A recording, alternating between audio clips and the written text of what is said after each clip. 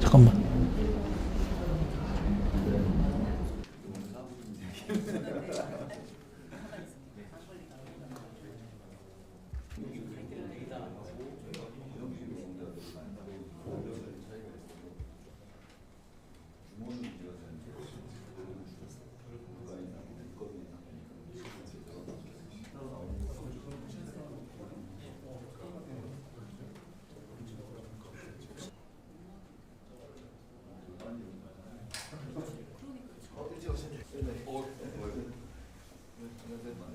불러줘요.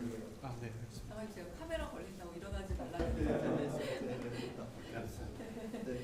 카메라 걸린다 약속을 했어요. 네네, 그렇게 하겠습니다. 처음 만들었는데 기재부장관님 저를 보고 청년 보호를 새로 만들었는데 새로 전입해야한다 해가지고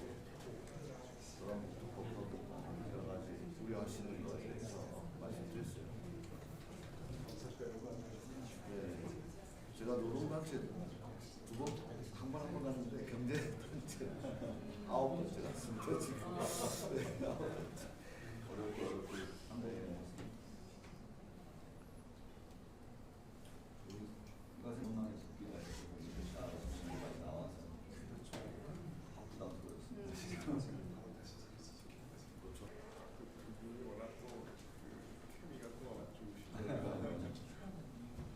진짜 광야에서도 청이 단식도 하시고 있었나요? 짧게. 권영길 박인상 아니죠. 이용등 이수.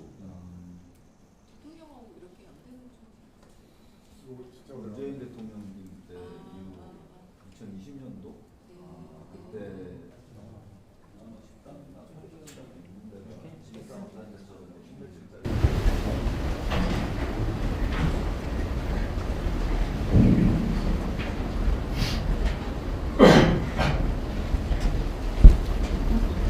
어서 오십시오. 환영합니다. 네, 고맙습니다. 어서 오세요. 네. 사진 촬영 네, 딱딱하니까 손 한번 잡고. 상관은 안 잡고. 네, 치겠습니다. 자, 하나, 둘. 네, 환영합니다.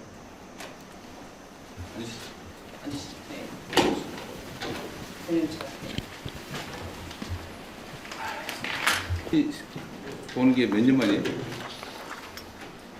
몇 년이죠? 5년 정도. 5년 정도. 아, 5년 문재인 넘었. 대통령 시절에 초기에? 아니 말미 말미. 2020년도에 아마 양대노총각 그랬어요. 자리가 있었던 걸로 알고 있습니다. 어쨌든 의미 있는 자리입니다. 주대주도 지났습니다. 자, 요새 제가 산재 얘기하고 세분임금 얘기 이런 얘기를 좀 많이 했더니 나보고 너무 노동 편향적이라고 주장을 하는 데가 있던데 저는 전혀 그렇게 생각 안 합니다. 그는 누구의 편 얘기를 하기 이전에 기본적 인권에 관한 문제, 기본적 상식과 도리에 관한 문제죠. 임금 체불 문제든 산재 문제든 목숨과 삶에 관한 기본인데 그걸 가지고 친노동인이 친기업인이 할 일은 아닌 것 같고요. 제가 오히려 요새는 기업인들 접촉이나 간담회를 너무 많이 하면서 노동자 조직은 한 번도 안 봐가지고 원래 문제 있는 사람들하고 자주 만나나? 오히려 공격적으로 나오시면 어쨌든 노동 존중 사회나 기업하기 좋은 나라라고 하는 게 그 상호 대립적인 게 아니고 충분히 양립할 수가 있고 또 양립해야 됩니다. 제가 기업인들한테도 자꾸 그 얘기를 해요. 노동자들에 대한 배려가 없이 어떻게 기업이 존재하겠냐. 또 노동계에는 또 어제 그 얘기도 조금씩은 하는데 노조법 개정으로 사용자 측이 너무 부당하게 분리하게 된 거 아니냐는 걱정들을 자꾸 해서 내가 보기엔 그럴 일이 별로 없다. 이미 법원에서 인정한 거를 입법화한 것 뿐인데 뭐 그것 때문에 그러겠냐 이렇게 설명은 열심히 하고 있지만 잘 안 믿어요. 근데 제가 양쪽을 다 보면서 드는 느낌은 참 우리 사회가 불신도 많고 소통도 안 하고 대화가 부족하구나 라는 생각이 많이 듭니다. 전에 그 반도체 연구개발직 52시간제 관련된 토론을 한번 해본 적이 있는데 눈앞에서 얘기를 해도 안 믿더라고요. 네? 그래서 제가 예로 이게 분명히 동그란데 한쪽은 세모라 그러고 한쪽은 네모라고 막 싸우고 있어요. 그래가지고 내가 동그란 걸 보여줬거든요. 안 믿어요. 그러고 있더라고. 참 우리 사회의 제일 큰 과제가 포용과 통합이라고 할 수 있는데 노동자와 사용자 측이 정말 대화해야 될 것 같습니다. 일단 대화를 해서 오해를 좀 풀고 어쩌면 있을지도 모르는 있다면 적대감 같은 것도 좀 해소하고 진지하게 팩트에 기반해서 입장 조정을 위한 토론을 많이 해야 됩니다. 또 자주 봐야 되고. 그래서 우리 민주노총도 중요한 결단을 어제 했다고 내가 기사를 봤는데 네. 예상 바뀌었다고 국회가 하는 사회적 대화 사회적인 복귀하기로 하셨다면서요? 이제 이번에 처음 만드는 거라서요. 참여 여부에 대한 결정을 그렇게 했습니다. 근데 지금 경사노위도 지금 저희가 조직을 못 하고 있는데 위원장도 선정을 못 하고 그 문제도 좀 한번 같이 논의하면 좋겠어요. 같이 한번 논의해서 실제 대화를 해야 되지 않나요? 아니 뭐 결론이 안 나고 뭐 싸우는 것까지 좋은데 만나서 싸웠든지 말든지 뭐 결론을 내든지 말든지 아예 안 보는 거에 어떨까 라는 생각이 듭니다. 근데 민주노총 입장에서는 아마 대화나 함께 앉는 것 자체가 불편할 정도로 무리하게 운영했다는 의심이 있어서 그런 거죠. 네, 뭐 그런 면도 있는 거죠. 우리 사회가 좀 근본적으로 한 단계 도약하려면 저는 사회 안전망 문제, 기업들의 부담 문제, 고용의 안정성과 유연성 문제 이런 것들 터놓고 한 번쯤 논의해야 된다고 생각해요. 모두에게 유익하게. 제가 공개적으로 자주 말씀드렸습니다만 그러니까 기업 입장에서는 이제 정규직을 뽑고 안정적 일자리를 만들어 놓으면 다시는 이제 이걸 해결할 수 없다라고 하니까 절대로 정규직이나 안 뽑고 다 비정규직화하고 외주 주고 막 이러는 거예요. 그냥 노동자 입장에서 보면 총량으로 보면 노동자 전체 입장에서 보면 좋은 일자리가 자꾸 사라져요. 다 비정규직화되고 하청화되고 외주화되고 그죠? 사회 전체가 불안정해지고 그러다 보니까 노동자들 입장에서는 해고는 죽음이다 이런 소리 할 수밖에 없는 상황이 되고 그냥 이 악순환이야 보니까 이걸 풀려면 대화하고 신뢰하고 조정해야 되는데 그 첫 출발이 마주 않는 거예요. 그리고 정부가 진짜 중립적으로 객관적으로 잘해야지. 정부가 한쪽 흔들고 한쪽 이용해 먹으려고 그러고 자꾸 누군가 뒤통수 때렸다는 느낌을 갖게 하면 안 해버리죠. 이용당한다 이런 생각. 그런 걸 새 정부에서는 좀 진지하게 우리 양대노총 위원장님들도 이해하시겠지만 저는 기업인들한테 가면은 친노동이라고 욕먹고요. 노동자들이 보면 요새는 어떨지 모르겠는데 혹시 기업 편 너무 많이 드는 거 아니야? 뭐 이런 생각.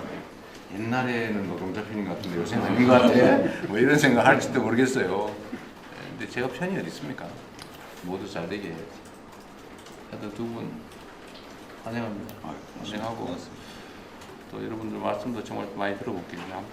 진짜 보고 싶었어요. 그냥 누가 먼저 하실 거예요? 다음. 정의기 수가 모르겠습니다.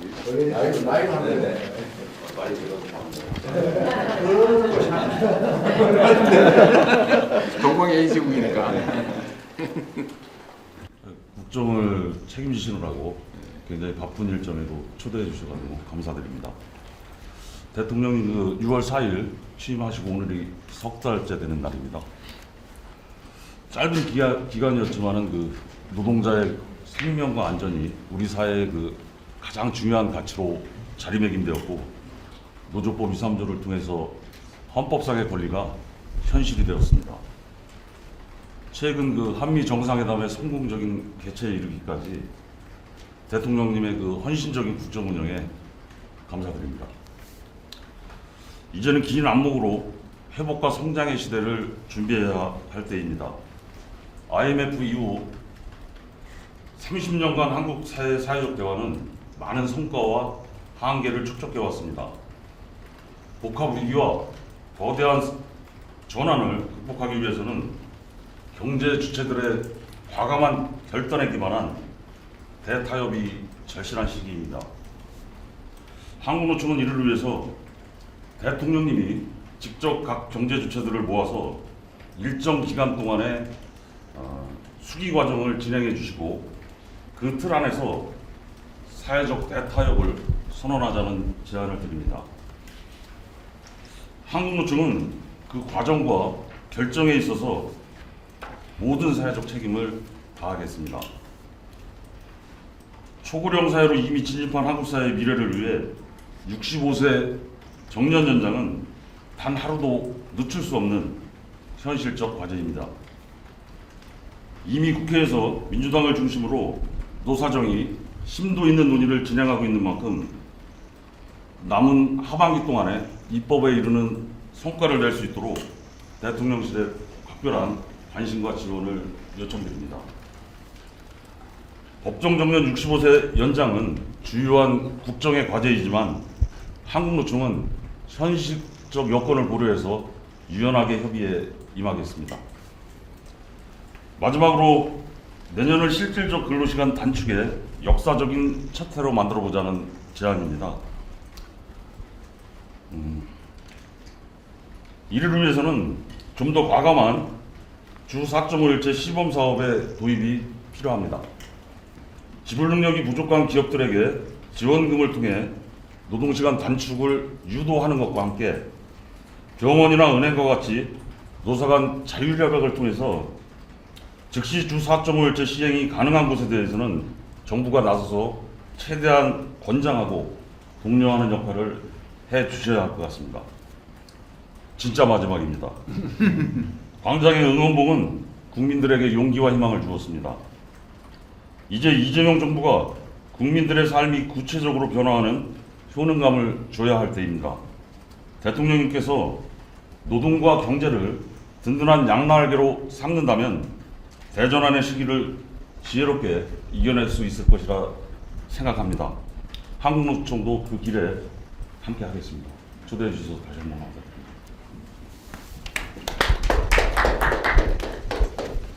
그래서 연대노총을 초대해 주신 점 감사하게 생각합니다. 이미 초반부터 노동자들 안전 문제 대통령께서 직접 관심 갖고 역할하시는 모습에 노동자들 기대가 매우 큽니다. 특허 플랫폼 노동자성을 담보하지는 못했지만 노조법 개정 과정에서 정부가 적극적인 역할을 해주셔서 20년 만에 노조법이 개정될 수 있었습니다. 민주노총은 이재명 정부의 성공을 바랍니다. 광장의 힘으로 정권은 교체되었지만 반성 없는 내란 세력은 여전히 활개를 치고 있고 제1야당으로 여전히 건재하기도 합니다. 청년들은 일자리가 없고 노년층은 빈곤에 시달리고 노동자들은 산업재해로 쓰러지고 비정규직으로 고통받는 지금입니다. 이 정부가 성공하려면 광장에서 함께 외쳤던 것처럼 적폐 세력 청산과 사회대 개혁으로 흔들림 없이 전진하는 것이 필요하다고 생각합니다. 국민 주권 정부를 표방한 만큼 노동 주권도 보장했으면 좋겠습니다. 5인 미만 사업장 노동자들도 법의 보호를 받을 수 있어야 하고 특수고용 플랫폼 노동자도 예외 없이 노조할 권리가 튼튼히 보장될 수 있도록 그래서 스스로의 안전과 삶을 지킬 수 있도록 했으면 합니다. 원청 교섭과 초기업 교섭을 통해서 노동시장 이중구조와 양극화를 해소하고 노동 3권이 누구에게나 온전히 부여되어야 우리 사회의 근본적 변화가 가능할 수 있다고 생각합니다. 우리 경제와 노동자의 삶을 지키기 위해서 민주노총은 계속 싸울 것입니다. 트럼프 정부의 관세 폭탄과 대미 투자 강요는 우리 경제 전망을 어둡게 하고 있습니다. 자동차나 조선, 철강과 같은 핵심 산업들이 미국으로 빠져나가면 노동자는 일자리를 잃을 수밖에 없습니다. 국방비나 방위비를 인상하면 한정된 재원 속에서 복지 예산이 축소될까 걱정스럽기도 합니다. 정부가 우리 국민과 노동자를 지키는 당당한 외교에 나서기를 요청드립니다. 트럼프의 페이스메이커가 아니라 노동자 서민의 행복메이커가 되시면 좋겠다라는 바람입니다. 기후위기와 불평등 노동 문제를 해결하기 위해서 전면적인 노정교섭을 제안합니다. 정부는 국정과제 많은 영역에서 사회적 대화를 강조하고 있습니다. 그간의 사회적 대화는 정부의 입장을 관철하거나 정당화하기 위한 수단으로 전락하면서 제 기능을 하지 못했던 측면이 있습니다.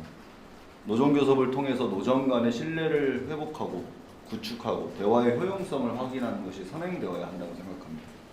민주노총은 어제 국회 사회적 대화에 참여를 결정했습니다. 쉽지 않은 결정이었습니다. 그러나 그런 판단을 한 것은 정부와 노동자들 간의 대화를 통해서 신뢰를 구축하고 새로운 노정관계 형성을 만들기 위한 첫 걸음이라고 생각을 합니다. 오늘 이 자리가 바쁜 시간 내주셔서 감사합니다. 그리고 오늘의 이 자리가 정부와 민주노총이 지금의 다중의 위기를 해결하기 위해서 지혜를 모으는 첫 시작이 되었으면 하는 바람입니다. 초대해 주셔서 고맙습니다.